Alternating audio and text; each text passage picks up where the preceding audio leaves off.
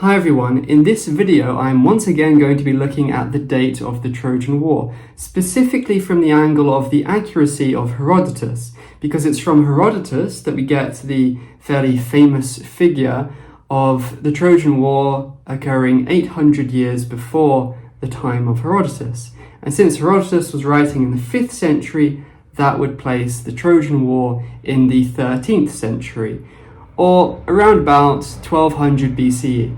That's the traditional date of the Trojan War, and Herodotus' statement about it occurring no earlier than 800 years before his time, that is one of the key pieces of evidence used in support of that date. But how accurate is it really? Well, something that is very relevant in this regard is looking at other information he provides, which can corroborate or not the figures that he provides about explicit time periods. So let's take Cadmus. He refers to Cadmus as being the Phoenician prince who brought the Phoenician alphabet from Phoenicia to Greece. And he says that that occurred 1,600 years before his own time. So in other words, he places about 800 years between Cadmus and the Trojan War, because he says the Trojan War was 800 years before his time and Cadmus was 1,600 years before his time. So between the two, there was supposedly about 800 years. That's using the explicit figures that he gives.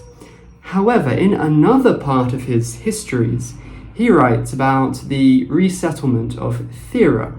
So according to Herodotus and other Greek writers, the island of Thera was resettled by the Spartans, led by Prince Therus. Now, Therus was the grandson of someone who was around in the time of the Trojan War, someone who was a youth when the Trojan War took place. And we can see that evidence in the writings of Herodotus himself and other writings as well. So, according to Herodotus, the Trojan War should have taken place about 2 generations before Therus. Now, what's interesting about this is that in his account of Therus leading the settlement of the Spartan settlement of Thera, he mentions that they weren't actually the first to arrive there, but when they arrived on the island, they found some descendants of the group of people who had gone with Cadmus from Phoenicia to Greece. So in other words, during the journey from Phoenicia to Greece, Cadmus stopped off at Thera, and some of his people decided to stay and settle there, while Cadmus and the rest continued on to Greece. So that's what Herodotus claims. He claims that when Therus arrived on Thera, he found descendants of that group which had settled on the island during the journey of Cadmus from Phoenicia to Greece. And he specifically says that they had been there for 8 generations. In other words, there were 8 generations between Cadmus and Therus. And Therus came 2 generations after the Trojan War. So in other words, based on this information that Herodotus himself provides, Cadmus was only 6 generations before the Trojan War. And incidentally, that ties in quite well with other later Greek records about when Cadmus lived in relation to other people.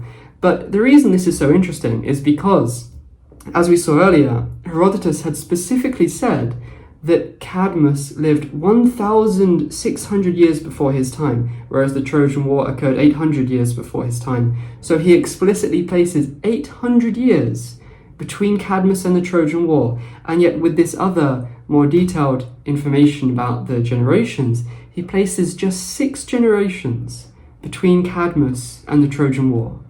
That's more than 100 years per generation on average, which is absolutely insane. So what's the point of all this? Well, my point is that when Herodotus provides these explicit dates, or these explicit time periods like 800 years or 900 years in the case of Heracles, or 1,600 years in the case of Cadmus, when we look at other things that Herodotus wrote, it is very obvious that we shouldn't believe these explicit time periods that he provides. We should look at other evidence that he provides to see what the truth is about these matters.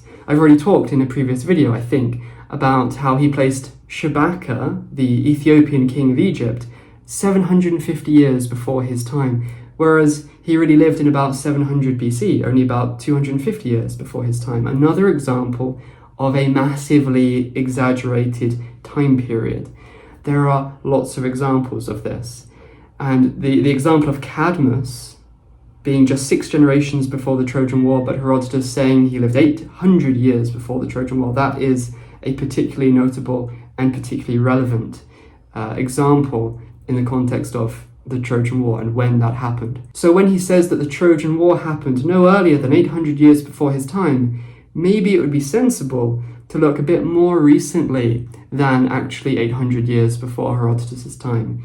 Maybe, in fact, it was only 200 or 300 years before his time. That would certainly be consistent with the other information that we see from Herodotus, and it would be consistent with other examples of his dramatic inaccuracies when it comes to time periods.